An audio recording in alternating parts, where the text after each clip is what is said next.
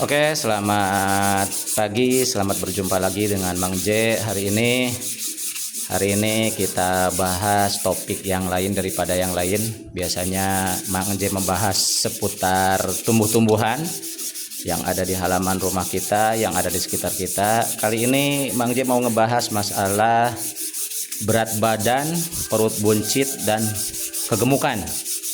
Nah, jadi untuk sahabat-sahabat yang merasa perutnya buncit, yang merasa berat badannya berlebih, mari simak tips-tips dari Mang J. Mang J juga ini pengetahuan dari yang lain. Kebetulan waktu itu ada seseorang menjelaskan tentang masalah ini. Terus setelah Mang J googling juga ternyata ada keterangannya gitu dari para ahli seperti itu. Jadi sahabat, masalah berat badan itu seperti yang Mang J pernah alami sendiri, ketika berat badan kita semakin naik, berat badan kita semakin berat, itu nafsu makan kita itu akan cenderung semakin tinggi dan susah di stop. Kalau bahasa Sundanya menjadi rewog begitu.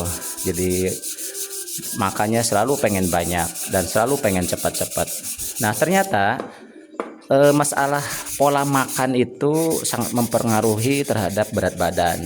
Cara makan itu sangat mempengaruhi terhadap berat badan. Jadi hasil penelitian menunjukkan bahwa lambung kita itu memerlukan waktu 8-20 menit untuk menginformasikan ke otak bahwa di lambung sudah ada makanan yang masuk. Nah, kenapa bisa seperti itu?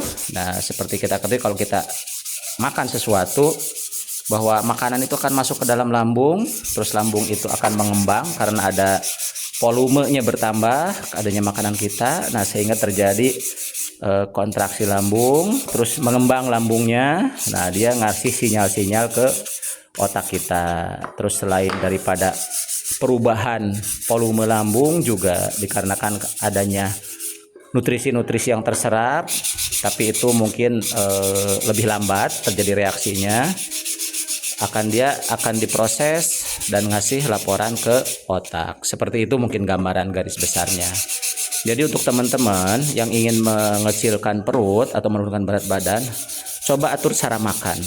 Nah, seperti kita ketahui bahwa di dalam fikih, kalau dalam agama Islam atau di dalam adab tata krama, orang tua selalu mengajarkan bahwa kalau makan itu jangan kesusuh, jangan rusuh. Jadi harus pelan-pelan, dikunyah secara baik, dan porsi suapannya juga jangan jumbo gitu. Jadi harus kecil porsi suapannya, terus dikunyahnya secara baik, secara berlahan. Jadi makanan masuk ke lambung itu, ke perut itu telah benar-benar halus. Nah, itu secara ilmu pengetahuan ternyata itu benar gitu. Jadi ketika makanan itu kita nggak terburu-buru, nah makanya ketika kita makan dia akan nyampe laporan ke otak gitu. Jadi orang yang makan cenderung cepat itu akan makan lebih banyak daripada orang yang makannya lambat gitu. Nah, sehingga cara kita mengendalikan nafsu makan kita adalah dengan cara makan lambat seperti itu, perlahan, santai, jangan terburu-buru. Otomatis kalau orang yang terburu-buru, si lambungnya belum lapor ke otak, dia udah menghabiskan porsi yang terlalu banyak seperti itu. Contoh misalkan begini, bisa dirasakan ketika sahabat-sahabat pergi ke rumah makan. Nah, sembari nunggu menu utama yang datang, ada tuh di rumah makan tuh misalkan 9 gitu, atau kita dikasih dulu misalkan minuman welcome drink gitu.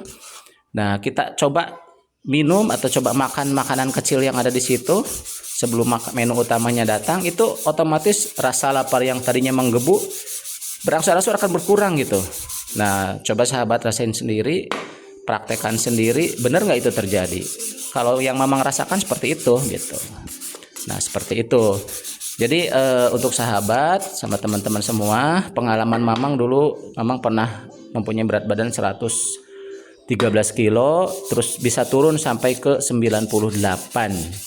Nah, dengan mengatur pola makan tadi gitu. Karena Mamang rasakan sendiri, kalau udah gendut, kalau udah perut buncit, itu makannya pasti banyak dan susah untuk menahannya. Kalau diajak puasa berat sekali rasanya. Nah, jadi ketika kita puasa merasa berat atau olahraga merasa berat juga, coba lakukan seperti itu. Atur cara makan. Mungkin itu saja sementara share tips dari Mang J, mudah-mudahan bermanfaat untuk teman-teman semua. Sekian, terima kasih, salam sukses, bahagia dan sejahtera bersama. Amin.